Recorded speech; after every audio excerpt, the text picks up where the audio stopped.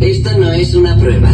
Este es su sistema de emisión de emergencia anunciando el inicio de la purga anual autorizado por el gobierno del país. El uso de armas de clase 4 y de nivel inferior está permitido durante la purga. El resto de armas están prohibidas.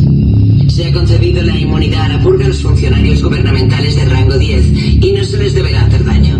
Después de sonar la sirena, cualquier delito, incluyendo el asesinato, será legal. La policía, los bomberos y los servicios de urgencias no estarán disponibles hasta mañana por la mañana a las 7 en punto, cuando concluya la purga.